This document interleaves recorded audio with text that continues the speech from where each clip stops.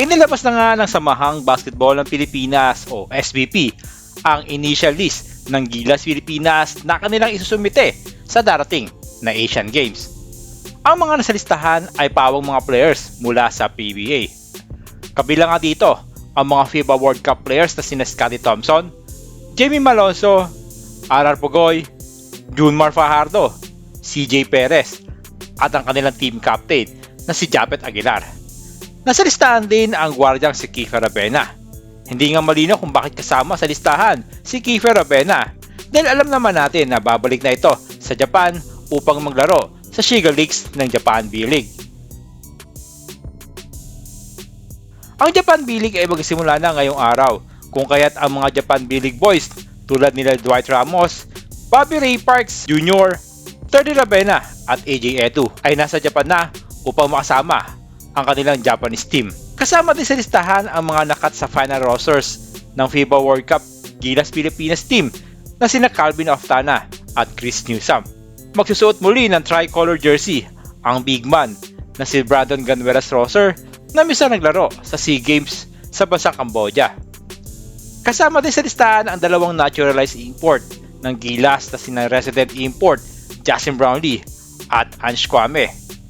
Ang tanong lang ay kung papayagan ng Asian Games Committee na makapaglaro ng sabay sina Brownlee at Kwame. Pero may balitang kagaling lamang ni Justin Brownlee sa isang operasyon kung kaya't posibleng ito ang dahilan kaya isinama nila sa pool si Ange Kwame.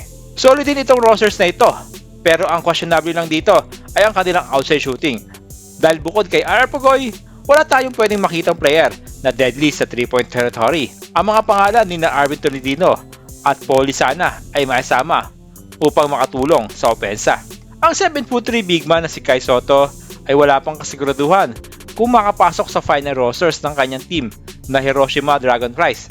Dahil ayon sa isang article ng Tiebreaker Times, ang Hiroshima ay naghahanap ng bagong Asian import. Ang nakapagtapa dito, nasa bagong kontrata ni Kai Sotto na pinapayagan lamang siyang umalis sa Hiroshima kung makapasok siya sa NBA o di kaya ay sa G-League teams sa Amerika. Well, posibleng ilagay muna sa reserve list si Kai Sotto kung totoong naghahanap ng bagong Asian import ang Dragonflies. Posible din kayang ipahiram ng Hiroshima si Kai Sotto sa ating national team habang wala pang konkretong plano para sa kanya. Si Rez Abando naman ay wala pang kasiguraduhan din kung makakasama sa Asian Games pero subukan daw niya magpaalam sa kanyang mother team na anyang KJC sa Korean Basketball League. Hopefully payagan nga siya lalo't maganda ang kanyang naging performance sa kanilang last game kontra China. Importante sila Kai Sotto at Rez Abando ngayong Asian Games. Ang inside presence si Kai Sotto at ang athleticism ni Rez Abando ay makatulong sa ating kampanya ngayong Asian Games. Target ng Gilas Pilipinas na makuha ang gintong medalya kontra sa defending champion at host nation na China.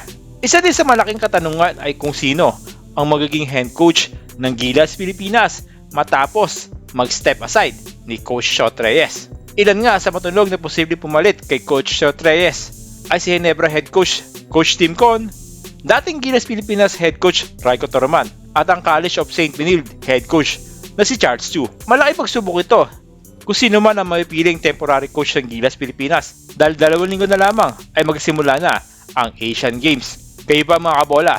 Sino ang gusto ninyo maging interim head coach o temporary head coach ng Gilas Pilipinas sa darating na Asian Games? Tara, pag-usapan natin yan. Mag-comment na rin kayo sa comment section at huwag nyo na rin kalimutang mag-subscribe sa ating channel para lagi kayong updated sa mga basketball news.